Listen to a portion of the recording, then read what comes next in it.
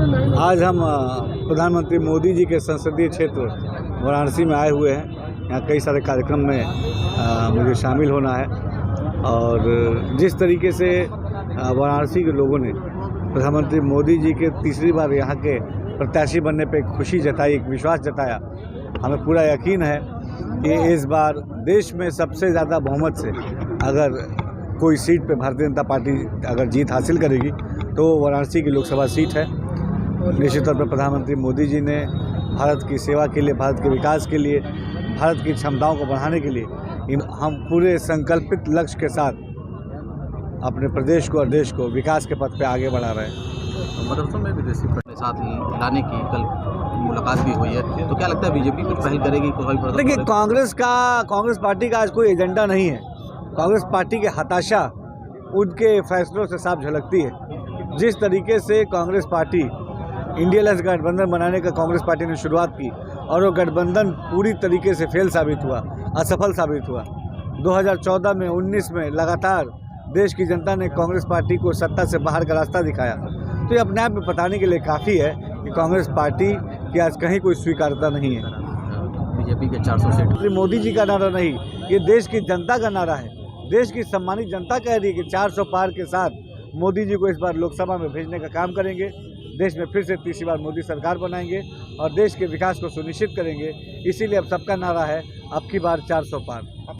और 17 सीट हो, चाहे पश्चिम बंगाल की बात हो, हर जगह सब इंडिया अलायंस गठबंधन ने अकेले लड़ने की बात कही। तो ये गठबंधन का धरातल पे कहीं कोई अस्तित्व नहीं है। गठबंधन का धरातल पे कहीं कोई उसकी स्वीकार्यता नहीं है। देश की जनता जानती है कि इंडिया अलायंस गठबंधन केवल अपने निजी राजनीतिक स्वार्थों को पूरा करने के लिए बनाया गया है। देश की जनता को मोदी की गारंटी पे पूरा भरोसा है। लगातार इंडिया गठबंधन जो दल थे वो धीरे धीरे अलग हो रहे हैं। अभी हाल ही में वाराणसी से सांसद रहे राजीव शुक्ला भी बीजेपी में शामिल हो गए। क्या लगता है कितना बल मिलेगा? देखिए, इंडिया अलायंस गठबंधन मैंने जैसे बताया कि एक फेल एक्सपेरिमेंट है।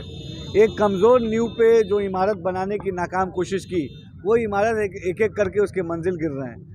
आप देखिए कि हर तरफ इंडिया अलायंस गठबंधन के दल, उनके अंदर अविश्वास है। तो जब जो दल है इंडिया अलायंस गठबंधन के जो दल है, जब उनको ही आपस में अविश्वास है तो जनता को उन पर विश्वास कैसे होगा? जनता का साथ, जनता का विश्वास प्रधानमंत्री मोदी जी की नीति और नीयत पे है और पूरा देश प्रधानमंत्री आज पूरी तरीके से हताशा से ग्रस्त है, निराशा से ग्रस्त है। और जिस तरीके से समाजवादी पार्टी के ऊपर अविश्वास जताया है सम्मानित जनता ने, इस बात से समाजवादी पार्टी बौखलाई हुई। प्रधानमंत्री मोदी जी की स्वीकार्यता आज देश के जन जन में है। खासतौर पर जो पिछड़ा दलित अल्पसंख्यक समाज है, उसको ये भरोसा है कि प्रधानमंत्री मोदी जी के रूप में उनके पास एक ऐसा नेता है जो सही मायनों में उनको विकास की तरफ आगे बढ़ाने के लक्ष्य के साथ काम कर रहा है। भाजपा भगाओ नौकरी पाओ, ये कहने के लिए चले। देखिए, समाजवादी पार्टी के शासनकाल में किस तरीके से भ्रष्टाचार व्याप्त था, किस तरीके से अपराध और अपराधियों का बोलबाला था और किस तरीके से नौजवानों के लिए जो रोजगार के अवसर थे उनका जो खरीद फरोख्त हुआ करता था, नौकरियों के लिए पैसे लिए जाते थे, ये समाजवादी पार्टी के शासनकाल में होता था। भारतीय जनता पार्टी के शासनकाल में पारदर्शिता के साथ, ईमानदारी के साथ देश के नौजवानों को, प्रदेश के नौजवानों को रोजगार के अवसर उपलब्ध कराए जाते हैं। मायावती ने अकेले ही चुनाव लड़ने का फैसला किया, क्या लगता है कि भाजपा को इससे कुछ नुकसान है? देखिए, भारतीय जनता पार्टी के साथ देश की सम्मानित जनता है। भारतीय जनता पार्टी का गठबंधन जनता के साथ है।